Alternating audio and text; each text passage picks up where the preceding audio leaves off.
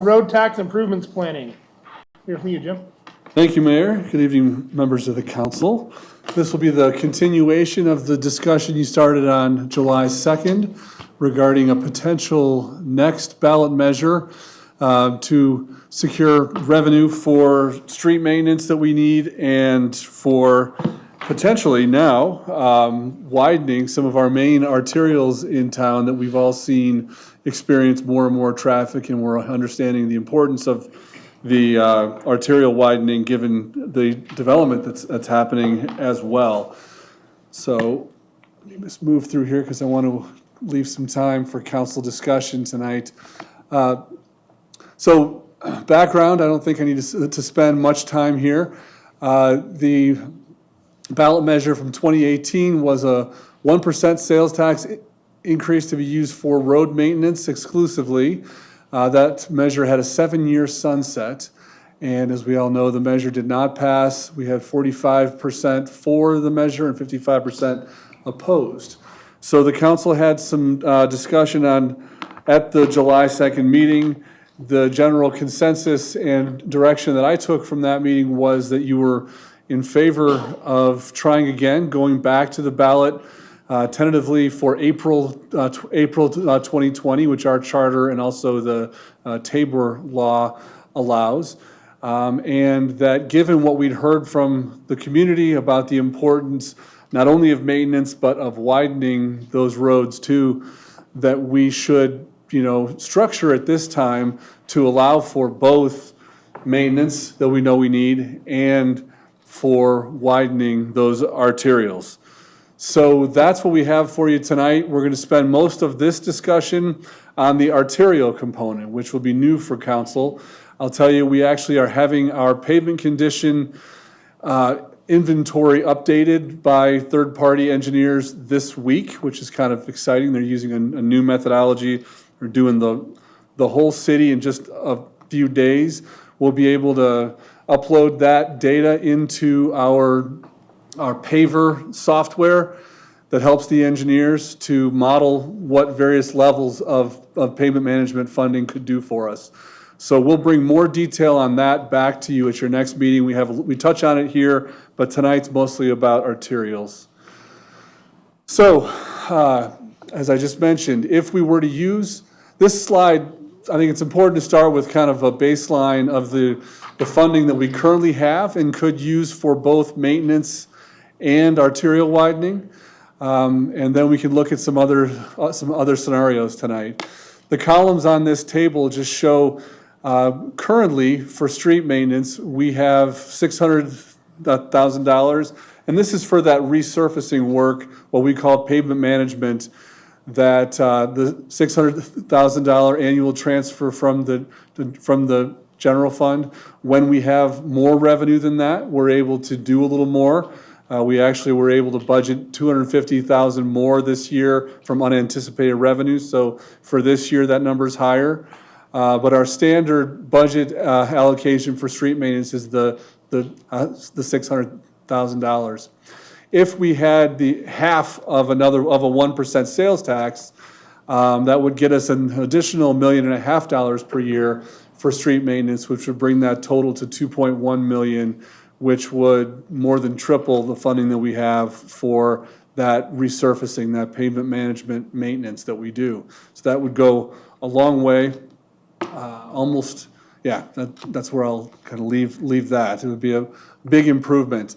Under expansion funding, you see we currently have several different revenues that we would bring to bear. We have impact fees under the idea that development should help pay for itself. When we look out over the next few years at the growth that we're expecting and average it out, we think it's safe to model for the next few years, next 5 years, about $1 million per year of impact fee, transportation impact fee funding that could help us with these widening projects. We also have a sales tax from food that we track separately from our other sales tax. That sales tax, per what the voters approved more than a decade ago, cannot be used for maintenance, but it can be used for capital projects And streets is one of the categories that the voters approved for use of that money. So staff is recommending that if we adopt a long-term program for arterial widening, we might allocate half of that money, which this year we think should be about $425,000 for widening. So that's what we're showing here. And then we also have that unanticipated general fund revenue.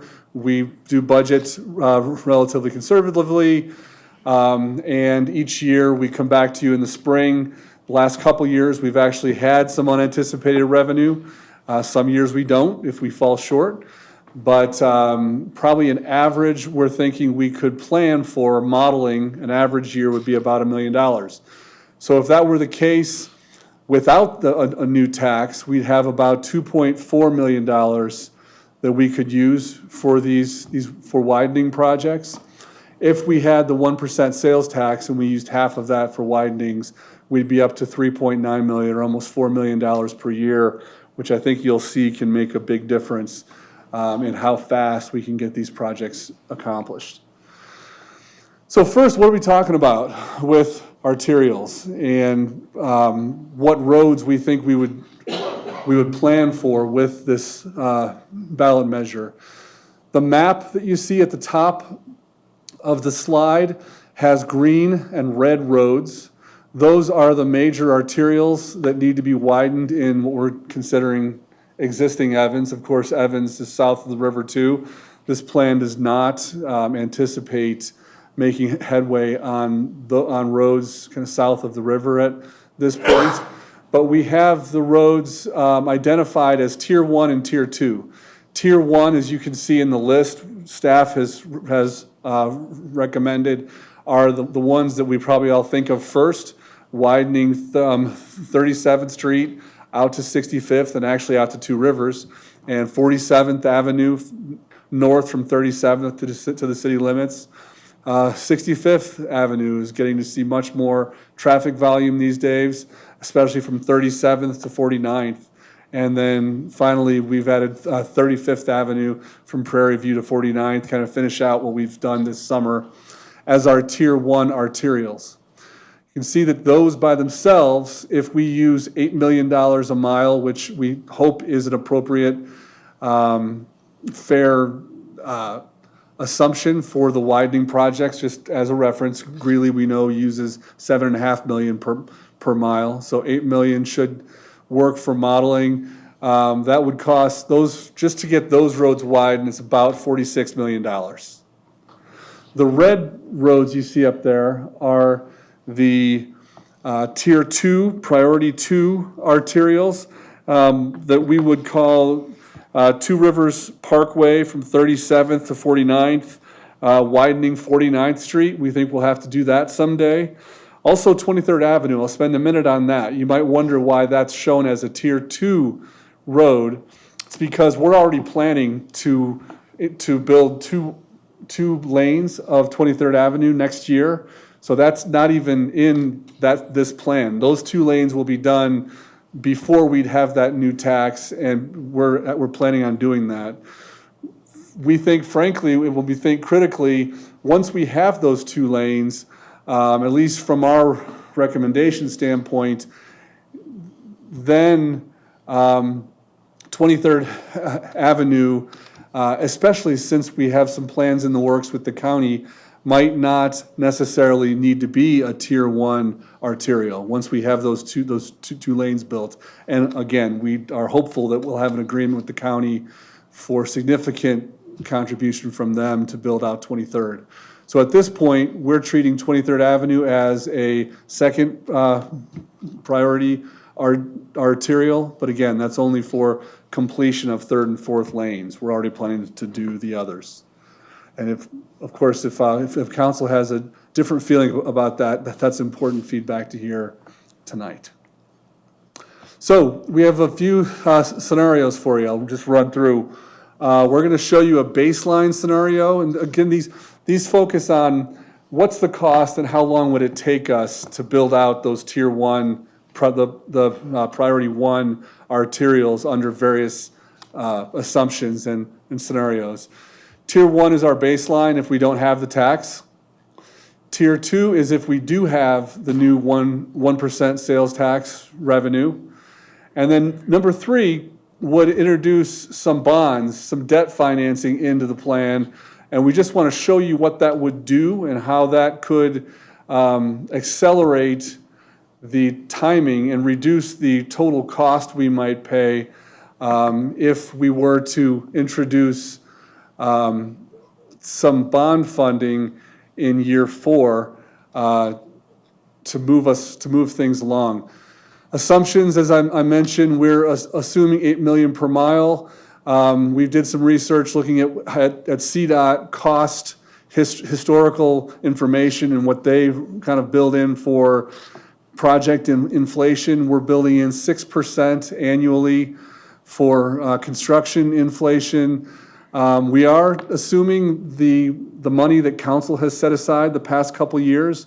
2017, you set aside, or 2018, you set aside $2 million for 37th Street or arterial widenings. This year, you set aside $1.5 million. So we have $3.5 million that has been set aside as a beginning balance for this project. Again, I mentioned half the food tax, transportation impact fees. We're trying to be a little conservative. It's about 75% of current growth, what we're thinking will be built with 3% inflation. And then we're also building in MPO grants every several years as we know those funding cycles work, especially in the future as projects cost more, assuming about $1.5 million per grant. And those, as you'll see, will come along every few years to help us with these projects. We think these will be pretty good candidates for those grant projects. So we're showing you 2 ways. Some people like visual with grant, some people like table format. The baseline short story here is that it would take, you can see that one thing you'll see in all of these scenarios, with the funding projections that we have, we'll be able to widen 37th Street out to 47th, so that first segment, and widen 47th to the city limits within 3 to 4 years. You'll see that common in all of these, given the cost and the revenues that we are anticipating. What gets trickier is as projects are more expensive and as we get to the out years, existing funding won't keep up. You can see that 37th Street getting out to 65th Avenue could take 13 years. 37th, I'll skip down to Two Rivers. That's a big project. Our models show that really you won't ever be able to catch that number as the cost escalates and our revenues don't keep up as fast. We think we could do 65th from 37th down to 49th in probably 23 years by 2042. And 35th could take 34 years. That's just based on those funding assumptions that we started with. So not an inspiring picture, I will say editorially. And that over time, you see that those would cost about $105 million. Of course, that's in future funding. So with the sales tax, you can see that we would get 37th Street built out to 65th, plus those first 3 projects in 7 years. And we'd be able to widen 65th from 37th down to 49th within 10 years. And then the last 2, 37th out to Two Rivers and 35th could take a total about 18 years. Not as bad as the first scenario, and that new tax would certainly help. And I think it's actually a fairly strong package to be able to say that we can get 37th out to 65th and 47th done within 7 years. I don't think that's too bad of a statement. And then 65th widened within 10. So that's with the sales tax. Just to show how we modeled a few scenarios in which we'd issue some bonds which we had modeled, I believe, $20 million worth of bonds. And that would require about $2 million per year, very roughly, just for conversation purposes, $2 million a year in debt service. So effectively, if we used incoming cash for the first 3 years and then shifted to debt service and issued some debt in the fourth year, we'd get that $20 million, which, in advance, which would help us to build, get those arterials done sooner. And you can see that if we were to issue debt, we could probably get all those projects done with the exception of 35th Avenue South within 6 years, and then 35th Avenue South to 49th would take probably up to 11 years, because we will have used the debt proceeds and we'd be back to accumulating fund balance. And if, because you're getting the projects done sooner, this option in terms of cash, again, not inflation adjusted, would cost the least. But there's debt, so that is an important consideration. So summarizing these models again, you can see that under the baseline, we could get those without a tax. We could get the 37th to 47th and 47th to the city limits done within the next few years, and then we could work on the other projects within 23 years. Take a while. With the sales tax, we could get, again, those first 3 done in the next few years, and then get the next couple done within 10. Getting them all done would take 18 years. And then the sales tax, if you were to introduce debt, would take 11 years total, and cost the least in terms of dollars. Let me spend a minute more on this. The debt consideration is that, and it's council's call about what we think is palatable for the public and for voters.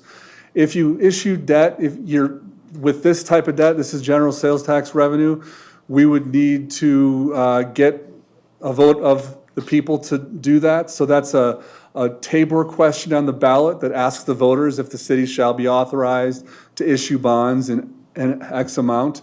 Council could choose to do that in April following the tax question.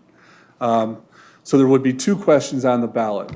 Another option, if you like the idea of debt, but you don't really want to have the debt question on this ballot, because again, you couldn't have a 7 or 10 year sunset measure component to the tax question if you need debt service for 20 years, which you would.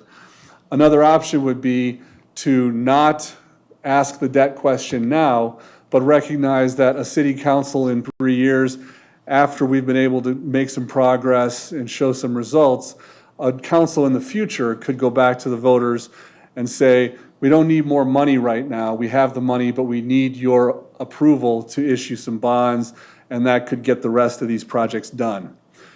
So that's how that debt in that scenario could work. Can I ask a question though? Sure. Regarding the debt? Obviously, there's interest costs incurred when issuing debt. So what will actually be the total cost of the project? Would it be more than just with the sales tax because of the interest rate, or would it still come out less? We have built in assumed interest rate. So these are 4% Okay, into that debt service that we'd be paying. So these would be the costs okay, in those out years, and that debt interest rate is lower than that cost of the inflation on the construction. So that's how it does help us to still save some money. But I do think it's something we should come back to, whether council likes the debt idea at all to accelerate projects, and if you'd like to ask it up front at the same time you ask the tax question. let's just spend a minute more on the maintenance. As I mentioned up front, we'll have much tighter pavement condition index numbers for you in September. We'll be able to do that updated projection of the PCI, pavement condition index, and kind of what goals we could set with the revenue that we would have from 2.1 million per year. This just shows some of those treatments that could be done to street surfaces with that money. This, we asked the engineering staff to just take a quick look, and again, this is preliminary, but based on adjusting the numbers that we had from last year, what would it look like if we didn't have the tax? You can see a little bit of color, not much, with $600,000 per year. That's what we would probably recommend. That's what the program could look like over the next 7 years. So this is a kind of similar to that 7-year model that we showed last year. And then if we had the 2.1 million, again, 3.5 times this amount, we could start to get into the neighborhoods. They're not in the snowstorm. Let's see. The program would look more like this. So I don't want to leave this slide up too long because we still need to validate the numbers here. But I wanted to just kind of share, I think, an order of magnitude difference in terms of what we could do with the $1.5 million more for maintenance and without. So next steps, again, next month, we'll be able to bring back tighter street maintenance numbers. I think council's more familiar with that concept from last year, but we need to tighten up what our goals could be with the funding that we'd have. We also need to, as a group, council and staff, be compiling and making sure we're talking to citizens that we know might be interested in helping to promote and convene meetings about this topic, and then start to have those meetings with the HOAs, with the public, start some of our public information on both of these components, the arterials and maintenance. October, November, we'd be going full bore on information to the public, because in December, that's when, based on our charter, when council would have to take action to place a measure on the ballot for the April 2020 ballot. The city would then, would look a lot similar, but we would swing into a more disciplined information mode after that point, because we can't advocate ourselves for the measure. But we then have until April, with presumably the council would take a leadership role on a campaign committee to advocate for the measure, and we'd hopefully be more successful than last year. So tonight, what we're looking for, again, it helped to just hear your confirmation of kind of that outline of half the funding from a 1 cent sales tax for maintenance, half for our arterials. If you'd like it balanced a different way, let us know. We can run different numbers. Discussion of those priorities. It'd be very, very helpful to hear if council endorses that order. You will see that we think that we can do 47th Avenue next year and still have time to save up the funding that we need for 37th Street out to 47th in the time that we have the grant from the MPO, which is 2023. So we'd like your green light to kind of get very focused on 47th Avenue design and construction for next year. And then the question of debt. How does that factor in, and would you like us to plan to include it up front in an April 2020 ballot measure? And I will leave these up for discussion. Actually, I'm going to leave the arterials so you can see those. That's all I have, Mayor. Tammy and Amanda, I got a question for you guys. When we were on the task force, we discussed debt. We did. And if I'm not mistaken, that was kind of, most of the committee was not in favor of that. Am I mistaken, or Right. what was that? That's what I Right. thought. No, you're right. I think that was one of the things I wrote down. I have quite a few questions, and I don't have to go first, but one of the main things was the issue of debt, that I don't think is palatable, and I think there are some pretty strong reasons not to do debt. First and foremost, I'll say not to do a GO bond. Really, first and foremost, I think that when we met as a committee, one of the major things was that by assessing a tax, we're really placing that on most people who drive on our roads versus people who own homes, really kind of bearing that burden of that process. I think increasing the mill levy would require a pretty significant increase for homeowners to get to that $2 million per year. We're not considering, at least we haven't talked about property tax. This would be debt paid by the sales tax. Okay, so if it's debt paid by the sales tax, sure, but if your debt service payment is so much, I mean, I would rather look at increasing the sales tax before I would issuing more debt. I just think that the cost of issuance, I'm not sure that outweighs the benefit. I understand having the projects done more quickly, and I think that's advantageous, but my other concern with debt and the major things that I have questions on are the impact fees, because if we're assessing debt, we can't have impact fees that overlap with that. So you have to peel that out of the nexus. So that becomes one of my questions, is how much are we anticipating, and does that impact what we would have relative to impact fees? My other question is, assessing impact fees can be rather difficult, but particularly here where I struggle to see how we would assess an impact fee appropriately. I don't know how you could say this neighborhood and this neighborhood and this neighborhood, or this development and this development and this development all have an equal nexus. I would think it would be more along the lines of, well, this neighborhood would cause expansion of 23rd, so their nexus would be different than the neighborhood off 35th and the neighborhood off 47th, that sort of thing. So I'm not sure if that's what the plan is.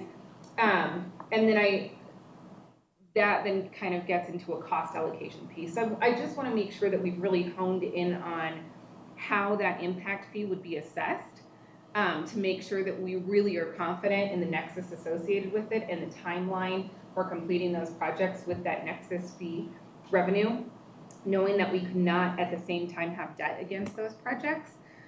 So I think from a finance standpoint, it could get really complicated really fast. And for that reason, I have concerns with debt.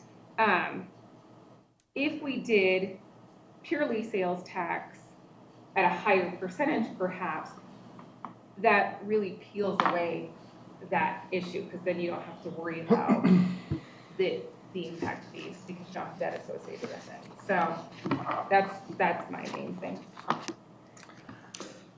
Would you have a fear, as I would, you're saying ask for a little bit more of a sales tax increase, what didn't pass last time at 1%, do you think it's gonna look very good to say, okay, it didn't pass last time at 1%, how about giving us 1.5 this time? Well, I certainly I don't just think it think would look good to say, let's do sales tax and debt. That's Sure, not, no, I that understand, would I understand forever. what you're saying there, I was just So- saying, asking for more Which of I a guess we wouldn't, 1%. it would just be sales tax, you wouldn't have to ask a debt question if it's a revenue bond. Right. I just wanna analyze, because I felt like when we did the, and please tell me if you think I'm misspeaking here, but I felt like last year when we went through everything with the study, the feedback was really, is that enough? Are we getting what we need here? And if 2% or 1.5% could get us really what people are looking for, I don't think it would be, I really genuinely do not think it would be difficult to message. I think we've taken the time to really analyze the true needs of the city, and I think people would appreciate that. I also think they would appreciate knowing that that helps us to stay debt-free. So, and in the long run, it helps everybody to save the cost of interest and everything else. I mean, you have to analyze that against future costs and inflation and everything else, but if interest is 4% and you have inflation at 2 to 3%, you're probably saving a little bit there. I would think if we got another committee together like we did last year, and we sat down and we went through it in more in depth like we are now, knowing what we've learned from last time, maybe possibly going out and asking for a little bit more could be a possibility. But I do agree with you, if we don't have to go out and issue debt, I'd rather go with the sales tax that way. But one of the things I also brought up when we were meeting with Jim during our coordination meeting was not necessarily split it 50-50, but use it as needed, where needed. Because as we all know, there could be other grant opportunities out there. Our priorities right now, as we have it, could change. There could be definitely opportunities to take advantage to spend money somewhere else and move a different project up in a priority. And say if it's 5 years from down the line, well, we have an opportunity with a grant to complete it in 3 years, well, we don't have the funding. Use that money and allocate it to get those projects done. So I'm not necessarily in favor of the 50-50 split, but use it for roads, widening and maintenance, but use it as needed for projects. And I think one of the other questions that just brought up too is how long are we anticipating a debt service payment? Because if the sales tax sunsets in 7 years, but the debt service payment goes for 10, 15, 30 years, then we're gonna have to have those align better, because you don't want the risk of, well, crud, now we got ourselves into this. And you wouldn't be able to issue a revenue bond without concrete revenue anyways, so we couldn't do that. Yes. And I think that's a key to the debt question. I think if the debt service model is 20 years, so you wouldn't have a sunset probably. A 20-year sunset is effectively not a sunset. So I think that is a question in structuring the tax question. You had asked a couple more questions that I can just answer, and we can continue the conversation more at a different time if we need to. But the impact fees would not be pledged for debt service. This would be, as we've worked preliminarily with our financial advisor, the debt would be paid by the sales tax revenue. That's not what I mean though. When you're looking at assessing an impact fee, if you've got $100,000 in projects and you say 50,000 is for this impact, and you're collecting that 50,000, you can't then bond that 50,000 in projects. So that's my concern. We're not overlapping Right. that, right? Because we can't. Correct. Okay. Right. Just making sure. Yeah, impact fees would still be over and above. Right. So they're So- only funding a cash-funded project. Right. Okay. Yep. And the assumptions for impact fees are the ones that we've been talking about during the NISP project, for instance. We've looked at what we know is coming. We have about probably 320 units of various types over the next few years. Then we've dropped that to a couple 100,000, and then we've dropped it further in the out years. So that's what those are, and it's actually probably 75% of that. So we're trying to be as conservative with our impact fees. So, excuse me. Does anybody else have any other questions or comments? We do gotta get moving on other items, but is there any other questions or Yeah, comments? I just want to make a comment real quick.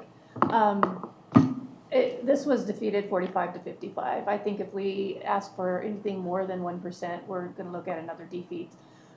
Second thing is a majority of the citizens, well, not a majority, but from the biggest ward, Ward 1, where we've got older streets that aren't paved, streets that that are in a lot of disrepair. I think that somewhere along the line, we're going to have to focus on what we can do for these people on the east end of town too, because that is a very big pool of taxpayers that I do know will not go for this if we don't see anything that's happening on our side of Will the you town go too. to, I'm just asking because I don't remember the map on what it looked like on where we get the money.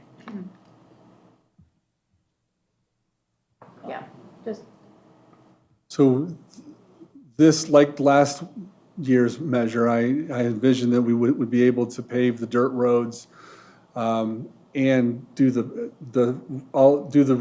resurfacing work to most of the streets, those that need it on the east side. I think it's actually the maintenance side is fairly balanced along across the community. At least that would be the goal. So my I- question- was it- So I just, this is more like a statement.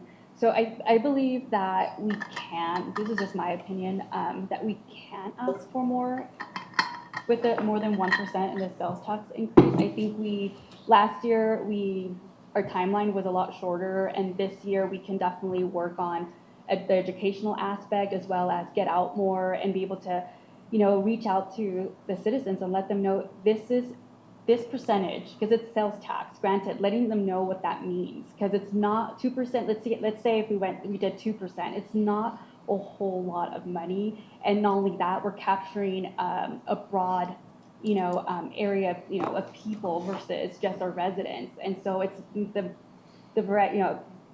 many people from every area coming in and contributing to that. And I think if we, once we get our committee together and maybe bring that up, if that's a possibility, on how we can get out and really campaign that and let people know, hey, this is what will get us where you would want us to get. That everyone wants the roads fixed. Everyone knows that the roads are not to par with other areas. And I believe as long as we educate and let people know this is what will, give us what you would want, I think people will go for it. It's just really, So Jim, we have about 8 months if we go for the April ballot of 2020. When should we start this committee formation? I think the sooner the better. soon. Yes. And I would also put that, I know we're asking for 1%, but when we do with the committee, when we sit down and select the members for the committee, we should really ask them and let them, and if they feel comfortable with the 1.5%, 2%, then we try for that. But I think what the biggest thing, and one of the obstacles that I remember having when a lot of people had a hard time. They're like, you want more money, but they were so upset about how much they pay for their water bills that I think that part was a driving force of why it also got defeated. But I think the sooner we put the committee together, we got 8 months, the sooner we start getting out there, get the word, we might have a better chance. I don't know, but I'm definitely looking forward to. Let me Give it a shot. ask this question. When we say committee, there are a couple different formats that could take. One way would be we convene a group who's interested in helping learn about this and advocate for it. As council designs it, you lay out, here's the ballot, here's what the ballot measure is going to be. Another format could be a task force, like we did before with education, and that would take significantly more time, and then we'd have to come back to council with recommendations for what to put on the ballot. So those are, and I guess it's important for us to understand which council prefers. My timeline here was assuming that we wouldn't have a full citizen task force, but that we would start to convene folks who could help us learn and then put the word out. But it's your decision. We don't have time for that. I mean, last year the task force we started really in December, primarily in January, went to ballot in the fall, and I felt like it was this hurry up and go kind of thing. And by the time we had time to digest it and get it all, we didn't have time to message it. So I think leaning into those folks who were on the committee last year could be advantageous. I think a lot of them would love to be involved in that, but they also know a lot about it. So I think we can leverage that way. But I think the most important thing to do is start messaging the need, because no matter what, we're asking for more, really. Because if we go for debt, we're asking for no sunset, so that's a bigger ask, or we're asking for a larger dollar amount with the sunset, or something, right? But no matter what, the ask is different. And I think we've got to get that messaging going immediately. Well, we have to put some type of committee or task force together, because if we decide to go this, and then as the council and as the city, we kind of have to start watching. So we're gonna have to get some type of group together to get out there and A hybrid. messaging done. And I think I feel like we've all had conversations with residents who we probably all have some names of people who are interested and could help us. Other. Did that give you the direction you needed for the night, or are you looking? Yeah, I think what I haven't heard, and I'm wondering if we need to have another work session, is on the amount of the tax. I'm hearing some I think we're questions definitely gonna have about another work the session on 1%. that, 'cause I'm Yeah, so we can come back with that. And I think the other question is just the priorities of the arterials. Does that make sense to us? 47th next year, and then build out, then focus on 37th? I think right now the priorities are fine just the way they are. I mean, of course, a couple years down the line, 5 years down, I mean, those could also change as well. Right. But for now, based on what we know of the city and what we've seen, those We'll be- I think are We'll appropriate. be putting the 3.5 million towards 47th Street is what is the upshot of that. Okay, and then we can bring back the rest at a future work session. 'Cause I think there's still more conversation to be had about debt. There is. Yep. That's all. That's- All right, thanks. Mayor? I think if we're going to go for higher sales tax, stretching it, and that even though, and trying to do debt plus the sales tax is going to be just doing both of them. I would like to possibly, if we could get the sales tax passed, to try to educate people about possibly doing some debt, because based on the preliminary estimate figures, the city's saving $50 million if we can get the debt or bond issues in place. Well, the benefit is though it won't require a vote. I mean, if it's a revenue bond, we're not gonna have to vote on it. It could be if it's a sales tax, if it's a sales tax measure, it probably will. It's still general revenue.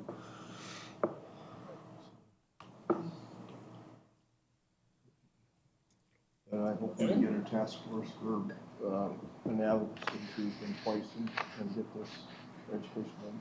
I'd also like to see some of these charts put up during Heritage Day so that people can see the amount of money it does take to do the projects and what the differences are in the different funding. Okay, thanks, Fred. Let's move on for time constraints here. Next item on the agenda is the 2020 budget goals and revenue projections. Hello, Jackie.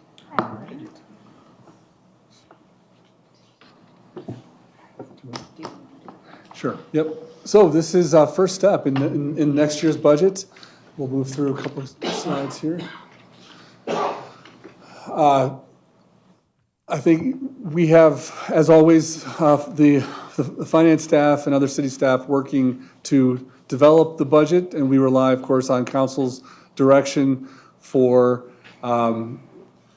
creation of the budget and your priorities. We always want to come back to the city council's vision and key priority areas when we are looking at budget and making sure that we're able to tie our investments that we're making to your vision there, that we're a small town, that we are a growing city with small town roots, providing a safe, family-friendly environment. Some goals that we have for this year. As always, it's very important. Certainly, you'll always hear from me that we want to balance the budget for the next year as the first year of a 5-year forecast period. So we want to make sure that anything we do, any decisions we make are sustainable over the 5-year period. So you'll be seeing as we develop the budget that's the case. And you'll see from us when we come back to you with recommendations that it will be balanced on the 5-year horizon there. At this point, though, I do want to share a few of the service areas that we've been talking about with council, just so that you see where we're coming from, and if you have other advice or direction for us, please feel free to let us know. Always keeping street maintenance, if we have some extra revenue, as a high priority. We also are realizing we need to address the roof repairs on the community complex. We're also hoping we can make some additional investment in parks and trees and mowing improvements. We've had a couple work sessions about nuisance and zoning code enforcement and how we have an almost net revenue neutral solution there. Traffic safety, you'll be hearing some recommendations for improving traffic safety, and then also financial, shoring up our financial capacity and police evidence security.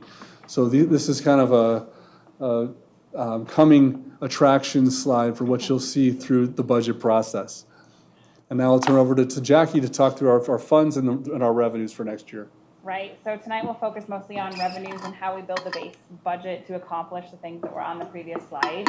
As a reminder, our funds are broken down into 4 categories or buckets based on the type of revenue that comes in and what we're allowed to or mandated to spend that money on. Our general fund is historically made up of the property taxes, sales taxes, fines and fees, that sort of thing. We have 3 enterprise funds that we talk a lot about as well, water, wastewater, and storm. 3 capital projects funds that do major repairs and improvements, and then a handful of special revenue funds, or special funds, we call them, also including our emergency contingency fund, our impact fees funds, that sort of thing. For the 2020 budget, our citywide estimated revenue sits at about $36.3 million. Hopefully that's not an 8, hopefully my contacts are working. As you can expect and imagine, 41% of that is revenue coming into the general fund, just shy of $15 million. Shortly behind that, water, wastewater, and storm, our large 3 enterprise kind of major funds. Everything else there in that gray that didn't show up in this slide is the non-operating funds. About $4 million are the other bucket items we just mentioned, the impact fee funds, special revenue funds. We do have sales tax broken up a couple different ways through the budget process, so bear with me if you see 2 different numbers. On this slide is showing citywide sales tax estimates. That's the money coming into our general fund sales tax, as well as the sales tax collected on food for home consumption. So we're at, in the blue column there, 2020 budget. Sorry. You'll see there, if you look on the blue column, the method that we've chosen to recommend a sales tax budget for the 2020 year is taking our 2019 projected numbers and estimating a modest but attainable growth percentage of 3% on that. So you'll see our 2019 budget, they're very low. We do budget conservatively. We had an increase in there, but we always scale back on that industrial portion as well. 2019 projected, as we're seeing month over month increases in our sales tax revenue. We are projecting about $9.3 million of revenue to be received this year. Our 2020 budget, in taking that 2019 projected number and seeing really what that basis means for us next year, you'll see in that blue box at the bottom, we're at about $9.3 million still. So about $9,500 difference between what we're anticipating for 2019 collections and what we think is an appropriate budget for 2020. And the other blue line in there, industrial. So we're always trying to pull back so that we're not overly reliant on that industrial sector of our sales tax revenue. So pretty interesting that really when all this is flushed out, we really think our current year projections are next year's budget as well. So kind of a different year than we've ever had. In a healthy economy, the projection for oil and gas is one of the main reasons that we come back to you with unanticipated revenue in the spring. The model up till this year has been for 50% of the prior year or the current year. So you'll see here, we're moving that. I think it's a reasonable and safe assumption to go from 50% to 75% in an economy without no, like it is now. I feel that's still a responsible projection, and we can put more of that revenue we think we'll see to use, but we might have a little bit less when we come back to you in the spring after this year. Right, good point. In the outlying years, we've scaled back and gone back to 50% as the years get further out, just more unknowns and more uncertainty. Here, just graphically, it's important to remember from a historical pattern, we've seen some very large increases or decreases in the sales tax revenue. So you'll notice from 13 to 14, we had just about $1 million jump. It was a really great year. We did a lot in 2015, one-time funding. Then, though, we saw decreases in 16 and 17. So historically, when we see a huge increase, it's about $1 million. When we see a huge decrease, it's about $1 million as well. That's been the level of our historical patterns here. So the blue there are our 2019 budget and projections. You'll see it's going from about 8.2 to 9.3 million. And then that white bar is for the 2020 budget, also at that $9.3 million level. So we've had years higher, we've had years lower as well, and this really feels like a comfortable, attainable estimate for next year. Total general fund revenue, so bringing everything back in along with the sales tax, you'll see we're at about 15.5 million. I know it's a little bit higher than the first slide, I think, because I was updating stuff this afternoon. I forgot to go back to the very first slide. But we do have a larger revenue budget in the general fund for this next year. We'll talk about the factors here of why. So sales tax, again, 8.2 million. This is lower than what we've just said. This is just the component that's coming into the general fund. We also have a higher amount in property tax. If you'll recall, I think all communities getting some property tax, you may have heard from other cities and districts as well. We had a higher valuation due to oil and gas production and pipeline, that sort of thing, that is attributing a larger valuation base for us for our property tax over the next foreseeable future. We have a higher dollar amount in other taxes that are use tax development related coming in for the subdivisions that are coming online next year. We also have a larger dollar amount for building permits coming in, not only just the normal activity of basement remodels and roof repairs, but also development that we've have anticipated and phased over the next few years. Otherwise, many of the other revenues are stable, relatively unchanged, or a small amount of increase, but those are the big ones for the general fund. Rounding out other funds, we do like to show where the 2020 budget estimate sits relative to the current kind of version 2 of the 2019 budget. As you'll recall, most of our construction funds have a component of rollover in the first quarter budget revision, as we don't spend all of the money related to those capital projects in 1 year. That'll roll over. Historically, our initial budget is lower due to that. Our food tax estimate too, I just wanted to highlight, as we're honing in on that dollar amount and seeing what those true collections are relative to the food tax, it's slightly less than what we had originally anticipated this year. So those projections will become more clear as we have more history on that as well. Very little change for the other funds. Impact funds here, it's important to note that historically we've not initially included in the original budget the component of impact fees relative to development, as projects coming online had, less concrete of a timeline, that sort of thing. So this is the first year that we're really showing some revenues in those impact fees, impact funds, sorry. So that's important to note. That'll change the overall total city revenue number as we look at big picture items.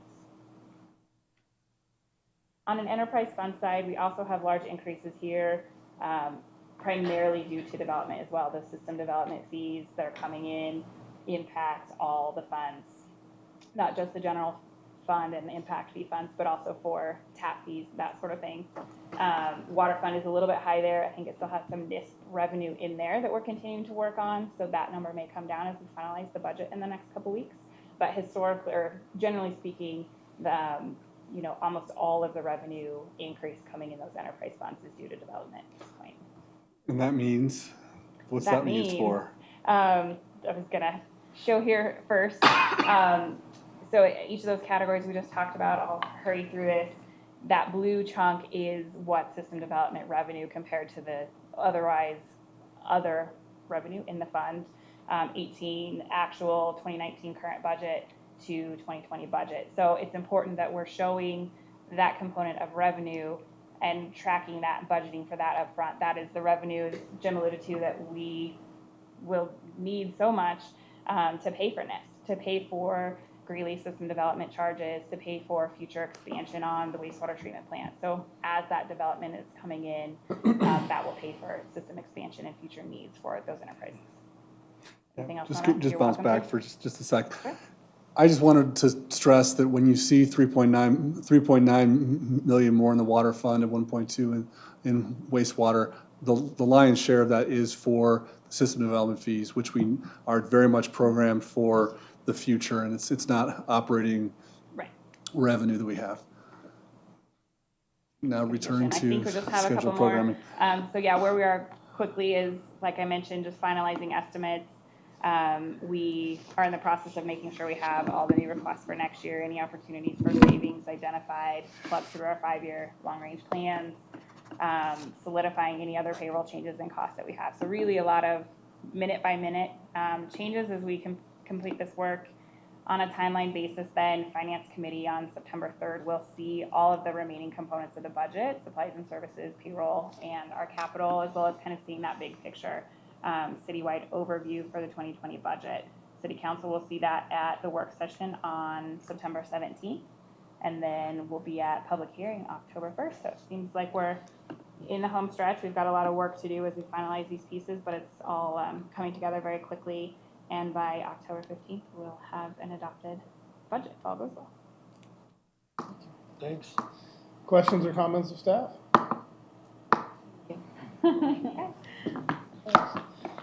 So we have one more item on the agenda, and we're going to go ahead and do it. So I'm going to apologize to the citizens that are here. We're going to start our meeting about 10 minutes late. We're just going to sneak this one in here real quick. It's the only time I'll let us do this, but we have all the staff here for it. So you have 10 minutes. I think we can do it faster than that. So, and I'm going to start. Brian, why don't you come up to, Heritage Day, of course, will be the largest part of our 150th celebration, but we also have some other things going on. And I'm really pleased to introduce a couple of our staff that the council doesn't see very often, but have really invested themselves in the 150th celebration and have worked behind the scenes to put some great programs together, in addition to the history hunt that is now underway. But these programs tonight are specifically for our schools for the most part, and we just want to share a couple minutes of what those are about. Sure. And Jim, let me just ask real quick, do we have time for video tonight? How long is it? The full 6 or Let's jump it, and then if we have time at the end, we'll Good. show it. Okay, let's do that. Yeah. All right. Everybody perks up with that. I know. I'm like, it's So- done. All right, so we began with some direction from council that you did want to go ahead and include the schools in our 150th celebration. Great direction. So we wanted to create some opportunities to let Evans school children know kind of who Evans is and, you know, where we are on the map, where we are in our history. Because a lot of, you know, Evans students know that they go to school here or that they live here, but it doesn't really go past that yet. So we had a golden opportunity. So. Yeah, so we have planned out this contest for students, and it has the students imagining themselves back in the 1800s, and they are getting ready to plan Evans. What does it look like? We have a great railroad here. We have a river to utilize. What else can we build here? Do we need a jail for train robbers? Do we need a general store? So it kind of gets them going on that critical thinking, getting creative, and really engaging in their town's history. The contest does vary slightly from grade level to grade level, and it supports state education standards, so teachers can actually use this as an actual lesson plan. And we do provide, you know, guidelines, and we have a specific form for the projects to be submitted on. But there is a lot of flexibility, so teachers can use it kind of wherever they see fit, if it's English or social studies or art, you know, wherever schools or teachers feel like that would work best. We are asking that the projects be submitted by November 1st, and I think we're anticipating that most will be turned in to the schools in person, but we do have a dedicated email so people can easily turn those in online as well. So a couple different options for everybody to use. And then we also have a really amazing resource package that Liz has put together for the teachers in the schools. Yes, so you have some of the resources we put together in the packet. So if you want to look at those more in depth at another time or something. But we started with the worksheets themselves. So it starts with kindergartners being able to kind of draw a picture of what they think Evans looked like in 1869. Then it works its way up by grade level. Second and third graders and fourth and fifth graders are able to draw a map of if they were the mayor, where would they have put like the businesses, the jail, things like that. We also created rubrics. Those are what our judges are going to be using in November to kind of help score and start determining who gets to be some of our grade level winners. We're going to have 2 winners, 1 winner and 1 runner-up per grade level at the end of it. So using those rubrics is going to be really helpful in, I'm sure, some tough situations for trying to figure out who gets it. So we also we started with an Evans history PowerPoint based off of the Evans history book that we found was written about the history of Evans. And then we also heard some great ideas and some great feedback and decided to make 5 video episodes talking about Evans history. We do have a couple council members who have cameos in those. So We just might have selected those for council to see tonight. If there's time. So we've got those all, we've got everything loaded and put together on USB drives that are now out to the teachers and out to the schools. So all of the resources are out to each of the 6 Evans public schools, and we have one also a homeschool co-op in the area participating as well. So we have full Evans commitment on this one. So. And we've received some really good feedback, especially about the totes. It seems like that was very welcome by teachers. So hopefully everybody is ready to get started on that. And we do have some pretty cool prizes for kids. We talked to a lot of kids at National Night Out, and they seemed pretty excited about what they might be receiving. So like Liz mentioned, we do have 2 winners, I guess, per grade level. There's the winner and then a runner-up. So we do have 2 kind of sets of prizes, so everybody gets something. We have some UNC hockey tickets. That was the most exciting item apparently for the kids, but we do have some really tangible winter sports gear as well, so they get a big something when they win their prize. These will be given away at the tree lighting ceremony, which is actually on Evan's birthday, so that's really exciting. So kids get to go up and be really a part of that whole ceremony. We will be asking for some help to hand those out as well as for the judges, so if anybody is interested, that would Definitely. be wonderful to have participation from council on that. And then we do have a school participation prize as well. We are really trying to encourage everybody to get involved. So the school that has the most submissions will get to have a fun popcorn party at the end as well. That's exciting. Let's see the video. Okay. All right. Yes. So I think we have episode 1 loaded. Is it the full 6 or 2 minutes? I think they're just gonna show a 1-2 minute clip, so then we can email the link out to everybody for you guys to, for your viewing And pleasure. they should be online as well. And then we'll be rolling it We out. are gonna be Lance will be rolling rolling all of these out. These are produced by Lance, correct? Yes. Those are all So all wins.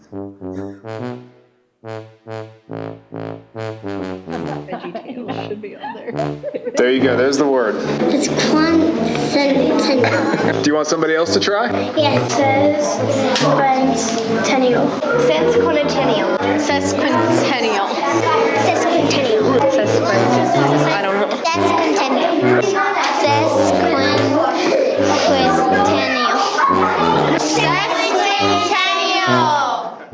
That's a hard word to say. It's Evans' sesquicentennial anniversary, and that means that Evans is 150 years old. My name is Margaret Todd, and I'm one of the first people to ever live in the city of Evans 150 years ago. I look pretty good for my age, don't I? Me and my husband Andrew got here in 1869 along with a few others. Things were a lot different back then. We didn't have cell phones like you do now. When I saw a pretty sunset along the South Platte, I couldn't take a picture and share it on Instaface or Twittergram or Snapbook or, well, whatever you kids are calling it now. I'm going to show you how Evans progressed throughout the years, but first, let me show you how it was built. It was the year 1869. Evans was founded as the first town in Weld County. Me and Andrew, my bearded husband, were ministers at Evans Presbyterian Church. In 1874, we built the first school for kids of all ages. We would have kindergarten, high school students, all ages taught in the same building and sometimes even in the same classroom. Compare that to your schools today. Evans has 6 public schools and students always learn with other children their age. We also started the first newspaper called the Evans Express, which is still published today at the city complex and on the city's website. Oh boy, websites. We definitely didn't have those. We used a printing press and our newspaper only ran on Saturdays. Fur trapper named Elbridge Jerry was here with us too. In fact, here he is. I had a ranch and trading post in Evans. There was another married couple too, Holland and Matilda Godfrey. You'll meet them later. They were farmers along the South Platte River. And that's how it all got started. Coming up, there were no cars, but Mustangs still roared through the city streets. Plus, Denver to Cheyenne and Evans in between. Find out how the railroad put Evans on the map. Very cool. That's really cool. That's really cool. I think that's what we have, Mayor. We'll come back with some more Heritage Day updates next time. Yeah, and I'd be happy to stay after the meeting this evening if you guys have questions. We'll start to see some of this rolled out with the schools. You see the Evans History Hunt that you guys kind of presented to us in February, what you would like to see. Heritage Day is going to be great. Thank you for the support. And then the big one is November 29th for our 150th. So we're hoping to shoot some more fireworks and do our tree lighting ceremony and make these for all their hard work. So 150 years later, it's still a great place to be, and look forward to it. And thank you to these two Yes. and other committee members. Liz and Heather, I didn't say their names. Yes. But Liz is our court clerk and Heather is our building services technician. And Margaret. Guys, appreciate it. Also known as Margaret.